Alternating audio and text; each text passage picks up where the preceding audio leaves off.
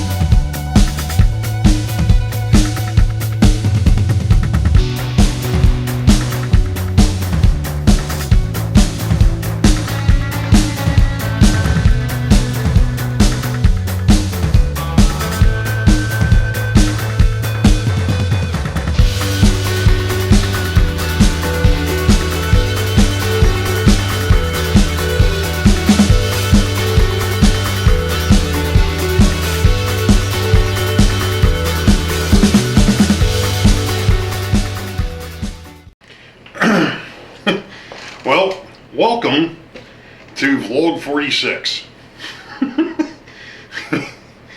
It happens to be Thursday, December 3rd, 2020.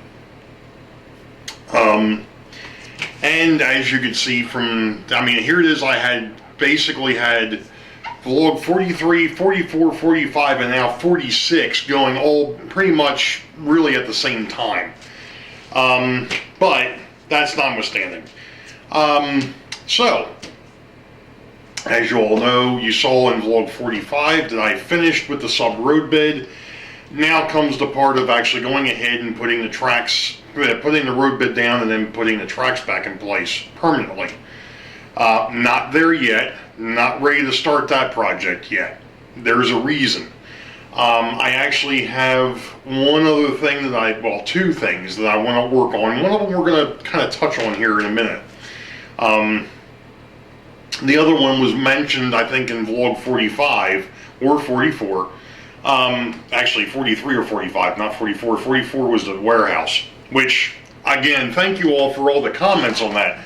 I've got some great ideas, some things I'm going to mess around with on that. But I'm not ready to play with that yet either. I've got the mock-up over there still. I kind of know where I'm at with it, but I'll play around with that when there's some more, when I have time that I can actually sit down and devote to playing around with the puzzle pieces, I guess is the best way to put it. Anyway, what am I thinking about what am I talking about messing with tonight? And I forgot I needed to mark something down here before I forget it. What I'm going to mess with tonight is something else that needs to be worked on before I start really tacking down the track. It happens to be the RBC Distribution Center, to which I might change that name. It may end up becoming something a little bit more towards the area where I live. Instead, but for right now, since I'm trying to keep some of the stuff on this layout, or most of the stuff on this layout, related to family, RBC is going to be what it's going to be called for the moment, and we've touched on that in the past. It's the Ray, Brian, and Chris. That's me and my two brothers. So RBC Distribution. Anyway, what's the deal with RBC Distribution? Well, if you followed the channel for any time, you know that I did probably, 2 or 3 months, maybe longer, of operating sessions. One time I actually came down here and ran one straight through, and it took me about the first time I did that, it took me about 6.5 hours by myself. That's the catch. But one of the areas, and it happens to be right over there. Actually, I'm going to swing the camera a little bit. You can barely see it, but right on that corner is RBC Distribution.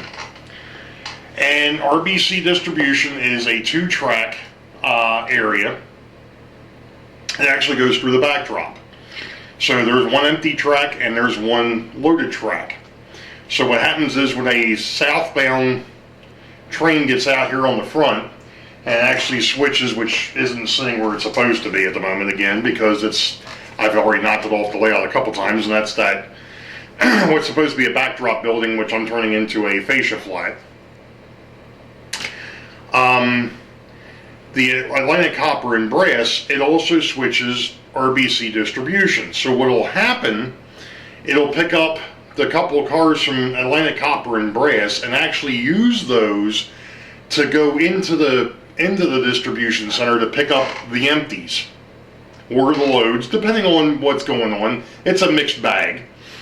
It pulls those cars out, hooks back up with a train, takes the ones that it has on its train, pulls them down, and then backs them into the opposite. Actually, I take that back. There's more than one way to do this, and I've done it a couple different ways, but let's do it the way it should be done. You go ahead and you pick up the couple of cars from Atlantic Copper and Brass, you hook them up to the train, you pull the train out, and then you go ahead and you dump that into the open track at RBC Distribution, which you can't see. You have to be in communication with the Harrisburg Yardmaster because he can see it. And then you come back out after you've dropped those cars off, and you go back in and you pick up the cars on the other track, bring those out, dump them back onto the caboose, and then drop off the 2 cars that you're supposed to have for Atlantic Copper and Brass. Now, the reason for doing that is the fact that you cannot have the locomotive actually enter the distribution plant. It's not a good idea to have diesel fumes floating through a distribution area. So that's the reason why it was done like that. Anyway, what I've decided to do, instead of just having a hole in the temporary backdrop, is go ahead and mock up using the same stuff from the City Classics buildings. And just so happens that this is what we're going to be using. We're actually going to mock up the distribution plant, or the distribution center. So that's what we're going to do. So let me go ahead and swing the camera over here to my messy desk. This is my actual workstation for work at the moment. Because I work from home. So the first thing I need to do is I need to get my glasses on here so I can see what I'm doing. So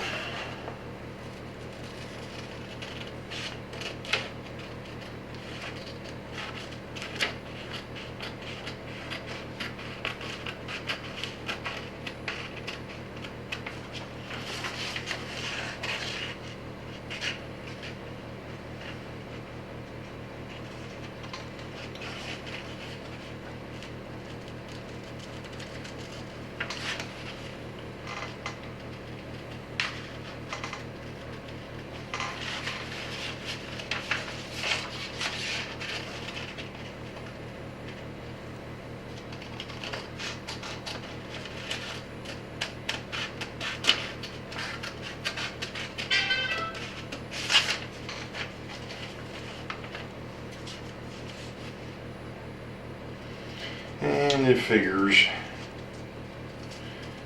that would either be my treasurer from bowling or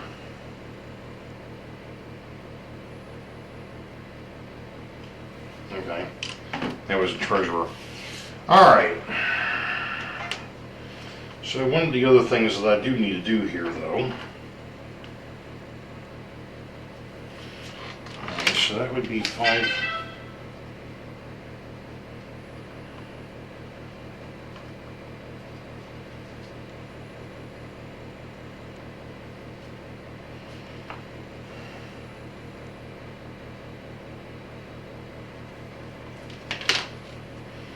Sorry, folks.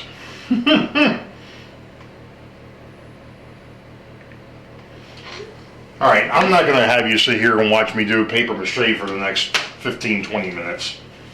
So, I'm going to go ahead and I'm going to cut some things out here, and we're going to lay this out on this piece of foam core. And then I'm going to show you what else we've got going on with this, because unlike the warehouse, this doesn't need to be, 15 stories tall. So we'll be back in a minute. Well, even the best laid plans don't work. So I mocked up two sides of the building, and I was quite happy. I was like, man, this is going to look great. One issue is this doorway is too short. The 40-foot boxcars, the normal 40-foot boxcars are hitting it, which means if I try to put a high cube in there, it's just going to take the building out. So that's issue number one.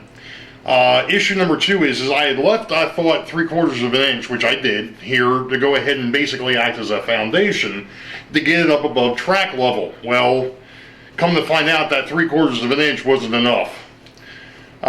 So, what do you do now, Ray? Well, beside the fact that this particular kit comes with a door, a normal cargo bay door, I think what I'm going to have to do, at least with that portion of it, that's probably going to be something that's going to have to be scratch built. Not a big deal. Not that I've ever done any type of scratch building before, but that's probably what's going to happen. So that doorway is wide enough that I can get a 40-foot boxcar through there, probably a 50-foot boxcar through there without hitting anything, and then a high cube without taking out the ceiling. I like the idea. I do like the concept. I'll put it over on the layout here in a minute, and you can kind of, so maybe you'll be able to see, because the lighting over there, of course, we've already touched on this, sucks, and I haven't bought a light yet. That's a long story, and it has to wait till after Christmas. So, you know what, let me stop here for a minute, and we'll go over and we'll take a look and see what this thing looks like.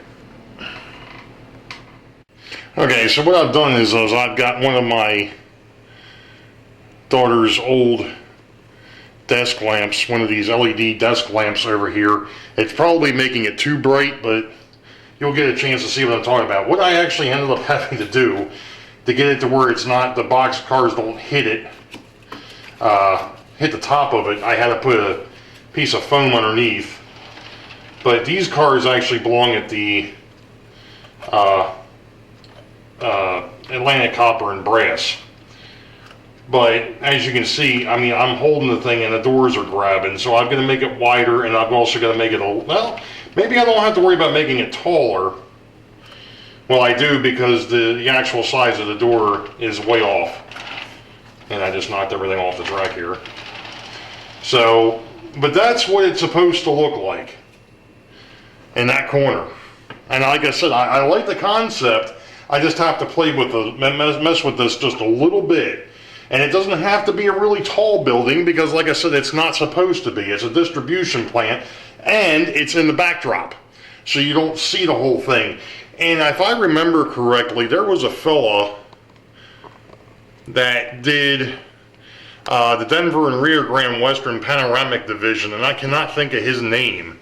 It was on one of the Model Railroader video layout tours. Actually, I think it was video layout tour number 1 that Alan Keller did years ago. He actually had something very similar for what he called his cookie box cars in the Denver, I think it was the, what the heck did he call the yard? I can't remember what he called the yard now. But it was literally just a backdrop building. I mean, it was literally just a hole in the backdrop. And he just pushed the cars into the backdrop, which is kind of like what I want to do here. So, like I said, the concept's good. I just have to fiddle around with it a little bit, just like the warehouse, to get it to work right. So, one other thing I did want to mention is the fact that last night I finished up, as I mentioned, putting the sub road bed down, and I ran into two issues. One was with why did everything go fuzzy all of a sudden? This stinking camera sometimes. Anyway, the Seaboard FTA, for whatever reason, the front trucks, the the universal comes loose, and it did that to me last night. I fixed that already. The bigger concern though is with my RDCs. My RDC1, the Baltimore and Ohio unit that trails the RDC3 Western Pacific unit, which is powered, for whatever reason, the one switch over here going into the northbound passenger line, for some reason it wants to drag and jump the track right there at that switch, and it's the only unit that does it. I checked the wheel sets tonight, everything's engaged. I checked the switch doesn't look bad. It is an older switch. It also happens to be a metal frog. Not that that matters to me because I'm DC. But I have to go in and take a little bit closer look as to what's going on with that. It was an issue before I started messing around with the sub-road bed. Now it's a problem still. So going ahead and relaying everything back down didn't help that issue. But I've got a couple other things that we're going to tag onto this video, but we'll be back. Well, anybody who's watched the channel for any point in time knows that I have a train that I've called the Rail Fan's Dream, or Nightmare, depending on how you want to look at it. Being pulled by the BQ-237 from the chassis system. Hey, wait a minute, what's that second car in that train?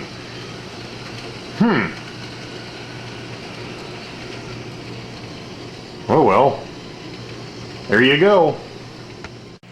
Well, from the oddball going north to an other oddball going south.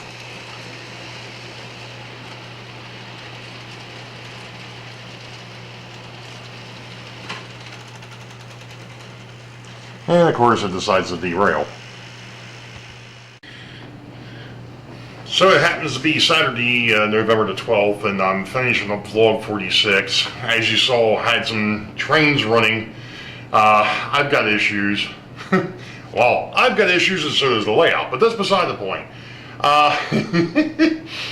A couple of things that have popped up on the test session, at least the first running after gluing down the sub-road bed. I've got a possible issue with my E33, which you saw on the one corner, this one snaking corner up here. That one there, I think I can fix. That one there, everything else runs across it except for that, so it's got to be something misaligned, or maybe there's something with that locomotive. That locomotive's always been a bit of a pain because of its wheel arrangement. It's got two 3-axle trucks, but they're not set up like the other 3-axle trucks. It's kind of like 1, 2, and then there's a space, and then it's 3. So the wheel arrangement's a little odd. But anyway, so that one, that doesn't get run that often anyway, but I'll look into this corner up here for that. The RDC doesn't like the one switch leading into the northbound passenger terminal off the main. I don't know why, but the secondary, the trailing car, the trailing truck decides it wants to jump. I've fiddled with that switch. I don't know what's wrong with it. I think I'm just going to replace the switch. I noticed an issue going northbound. It's actually catching the switch machine for the southbound switch. I'm sorry. Let me rephrase that. The southbound side, it's catching the switch machine for the northbound switch. That's what is happening. I'm not sure how I'm going to correct that. I have to look at the RDC and see if maybe there's a way I can maybe turn it around. It's the battery box, or one of the boxes that's underneath that locomotive hangs down fairly low, and because of the way that switch arrangement is over there, it's a little tight. And I've got a slim switch machine. Now granted, the best way to do it would be to go ahead and get tortoises or one of the other manufacturers that does under the layout, and get away from, tabletop switch machines. Okay, fine. Not in the budget right now. Not even close. So eventually that will probably happen over there anyway, because of the curve turnouts are the same way. I can't put on a table or on a layout switch machine. They have to be under the layout. again, that'll be down the road. So I know I'm going to need at least 1, 2, 3, 4. I'm going to need at least 8. So eventually I'll get there. So, the other thing was, the other night when I was messing around in the Wykert industrial area, which reminds me, I did a live show last Saturday, and I was working on the industrial railroad. Well, the industrial railroad got completely redone. What we've got now is the scrap dealer is now up front. The maintenance of way equipment is now in the back with the team track. The rock dealer, or the sand rock, whatever you want to call it, the gravel dealer in the back, that stayed where it was. Still have the inbound track here and the outbound track here. I just got finished, obviously, I just ran an operating session, so I've got cars sitting here for outbound. I've still got I still got 2 more cars to put on that outbound manifest, which brings me to yet another point. What I'm going to do is, once I fix these couple of idiosyncrasies, I am going to record a full operation session on the railroad. I'm going to break it into parts, because as you all know, the one time that I decided to do this thing from start to finish, it took me close to 6 hours. I'm not going to sit there and bore somebody with a 6-hour operating session. I'm going to go back. I want to redo the schedule because I'm not happy with how the schedule is set up. I've got some longer passenger trains that really, in reality, they shouldn't be running when they're running. I've got shorter ones running at the wrong time. The freight side's fine. The other thing that I've noticed, and I came across it on one of the earlier ops sessions, was at one point in time, the Boeville yard ended up with way too many box cars and refrigerator cars in it. And then when I went to try and get more cars to it, I didn't have any in the north yard to be able to switch out to be able to get stuff down there. I added what I call a turn, which it's a train that goes from Richmond to Boeville back to Richmond. That was all well and good. That created another problem. When I did that, now I still ended up with too many cars in Richmond and not enough cars in Harrisburg. So, what I decided to do is there's going to be an odd even for that turn. I call it a turn. We'll call it a replenishment manifest, for lack of a better term. So on an odd day, when I get to actually start doing operation sessions on this thing, when we do an odd day, it would go from Richmond to Boeville back to Richmond. On an even day, it would go from Richmond to Boeville, Boeville to Harrisburg. So that way, the box cars and the refrigerator cars that need to be where they're supposed to be get where they need to be, so that I can turn them around and use them again. The same thing goes with the hopper cars and the gondola cars. That's another issue. I'm finding that I am not getting the rolling stock back to where it needs to be, so that way I can change it out. Another thing with the gondola cars, I actually have a dedicated gondola train. Well, that presents another problem. I can't have that train dropping cars off to the scrap dealer, because when they leave, I think it's when they leave Richmond and they head north, they're full, and when they leave Harrisburg and head back, they're empty, which means that they're headed in the wrong direction. So what I've been doing, and I'm starting to do the same thing temporarily with the box cars and the refrigerator cars and the hopper cars, to make sure that I'm rolling everything. As a car goes into the 2 hidden staging areas, that car card goes to the rear. So that way, when I go to build the next train, I know that the car cards that are up front are the cars that need to go out. So that way I'm rotating them, and I'm going to start doing the same thing, or I've started doing the same thing with the hopper cars, the refrigerator cars, the box cars, and the gondola cars. And I say the hopper cars, these are the 30 tons, not the 50 ton. or the triple hoppers. We're talking about the shorter hopper cars. So that's where we're at the moment. I know I've got, well, there was one other thing that came up with the Weikert industrial area, and that was the fact that my GE 44 tonner broke a gear again. That's a Bachmann unit. I'm about ready to take that thing and throw it against a freaking wall. So what I did, instead of replacing it with another GE 44 ton, I actually went out and found somebody on eBay, because I still had some money left on that gift card, or the rebate card that I had. I went out and bought an SW9 1200, similar to the one that runs over in the Boeville yard. That one there is for the Canton Railroad. I think the one that I picked up, in fact I know it is, it's a Chicago, or it's a Great Northern, and in the orange and green scheme. So there's a railroad that I kind of like their paint scheme that I didn't have. Now I've got one, and it doesn't really matter if it doesn't really matter it doesn't have a caboose, because it's going to be in the industrial railroad. So it'll be basically kind of a hand-me-down. The Weikert Industrial Railroad acquired an old Great Northern SW9 1200. And that's my story, and I'm sticking to it. So anyway, that's going to complete vlog 46. I'm going to start trying to get into I guess back into a rhythm of doing, recording these vlogs and trying to get them out on Sundays. I'm going to try and do that. I know that there's a lot of stuff that comes out on Sundays.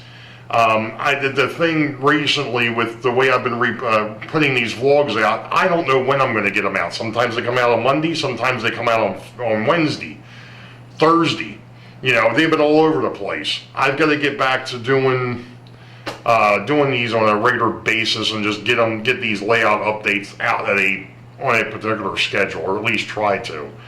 So this has been a long one, I know, but you all know the deal. Wait for the highball. Green tracks ahead. We'll catch you all next time. Be safe. God bless. Okay. I was going to say have a Merry Christmas, but I'm going to probably talk to you before that. That's 12 days away.